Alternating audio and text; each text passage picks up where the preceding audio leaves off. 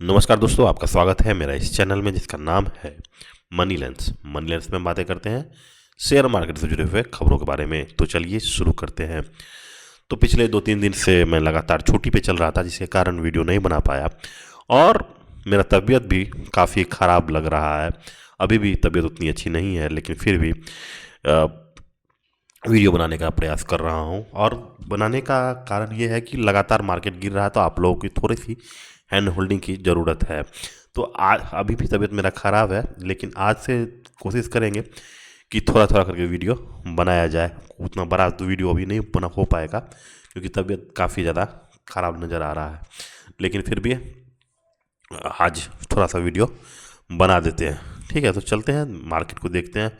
तो मार्केट पिछले 2-3 दिन से अब जिस तरह से मार्केट नीचे गिर रहा है, तो वो पहले से ही देखिए ये चीज़ भी दिख रहा था। क्योंकि यदि आप यूएसए मार्केट को थोड़ा सा भी ट्रैक कर रहे होंगे, तो फ्राइडे में बहुत बड़ा गिरावट आया था।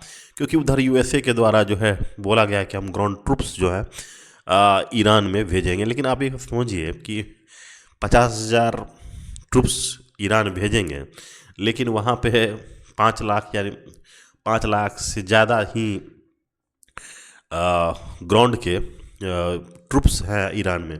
तो एक्चुअली में और टेरेन जो होता है, मतलब कि उनके जो जलवायु और जो लैंड है, वो काफ़ी ज़्यादा अनइवन है।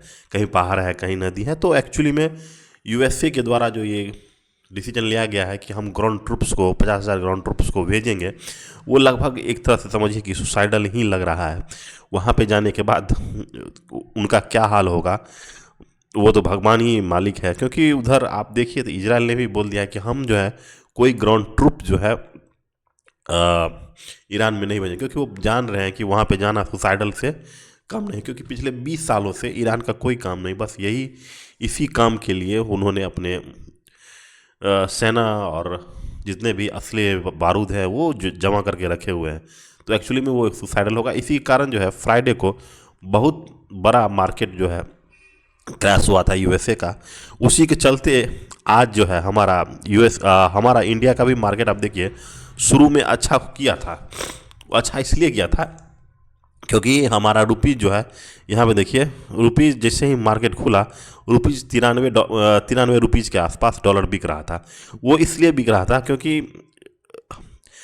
आरबीआई ने एक कैप लगा दिया है बैंकों पे कि आप जो है 100 मिलियन से ज़्यादा, देखिए यहाँ पे Reserve Bank of India late Friday directed bank to cap their net open rupees position in foreign exchange market 100 million by the end of with compliance required to 10 April. मतलब कि आरबीआई ने cap लगा दिया है सभी बैंकों पे कि आप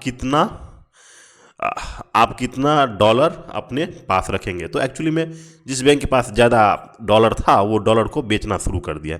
तो डॉलर जब बेचना शुरू किए, तो मार्केट में क्या हुआ, डॉलर की अधिकता हो गई। डॉलर की अधिकता ज़्यादा हो गई, तो जैसे ही समझते हैं डिमांड और सप्लाई, जैसे ही सप्लाई बढ़ता है तो डिमांड क्या होता है, वीक हो जाता है। तो एक्चुअली में वही हुआ था। जैसे मार्केट खुला, डॉलर की अधिकता हो गई, क्योंकि जितने भी बैंक थे वो जो एक्सेस उनके पास जो डॉलर था वो बेचे। उसके कारण क्या हो गया कि डॉलर बढ़ गया, डॉलर मार्केट में बढ़ गया, जिसके कारण डॉलर का वैल्यू जो है कम हो गया।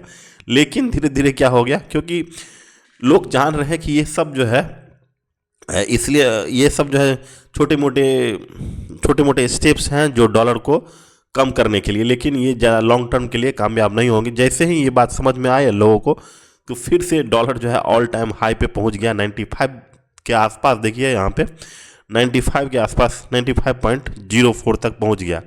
तो लगभग 95 पे जैसे ही पहुंचा, वैसे ही मार्केट फिर से, क्योंकि अब जब मार्केट खुला था तो आप देख रहे होंगे कि मार्केट में थोड़ा सा पॉजिटिव खुला था। लेकिन जैसे ही डॉलर और वीक हुआ, तो मार्केट से पैसा निकलना शुरू हो गया। क्योंकि देखिए, कभी भी एफआईज इंडिया में तभी रहेगा कि जब आपके पास डॉलर और रुपीज़ का जो वेरिएशन है वो कम होगा।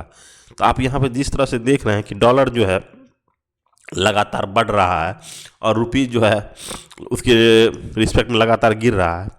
तो तो इन्वेस्टर जो है कभी नहीं आना चाहता है, क्योंकि अगर डॉलर रुपीज इसी तरह गिरता रहेगा तो उनका जो, मान लीजिए कोई स्टॉक अच्छा कर रहा है और उसमें 3% 4% प्रॉफिट हुआ, और वहीं पे रुपीज और 3% 4% गिर ही गया, तो उनको नेट नेट क्या, उनको कोई फ़ायदा ही नहीं हुआ, बल्कि उनको नुकसान ही हो गया एक्सचेंज रेट में।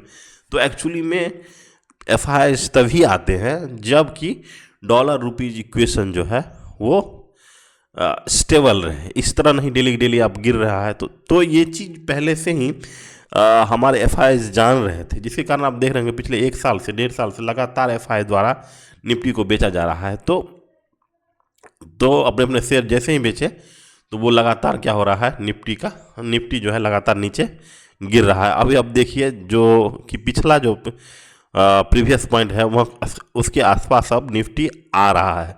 अब देखिए यही चीज़ है कि अब लोग डिलीट यही सोचा है कि क्या अब लास्ट है, उसके बाद फिर सोचता है कि अगला दिन खुलता है तो फिर मार्केट गिर जाता है।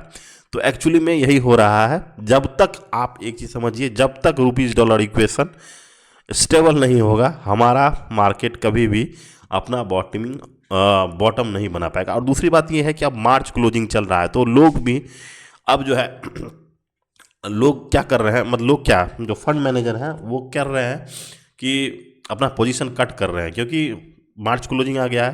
तो लोग अगर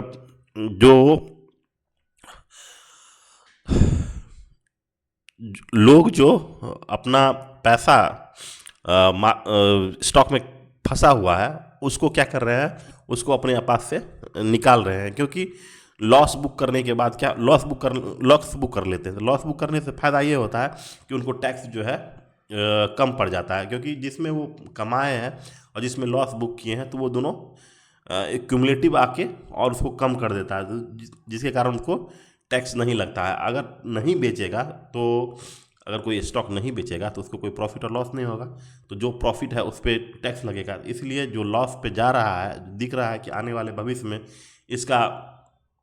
इसका प्रॉफिट नहीं होने वाला है, इसमें अच्छा ग्रोथ नहीं आने वाला है, तो वहाँ पे उसको बेच रहे हैं, जिसके कारण भी मार्केट गिर रहा है। तो अभी अब मार्केट में अब देखिए 1 तारीख को अब आएगा 1 अप्रैल से, अब देखिएगा मार्केट धीरे धीरे ऊपर की तरफ जाएगा, क्योंकि नए नए जो DIIs के पास, यानी जो आम इन्वेस्टर हैं उनके पास रुपया आएगा तो वो मार्केट को खरीदना शुरू करेंगे। इसी के लिए भी आज देख रहे हैं मार्केट गिरा है।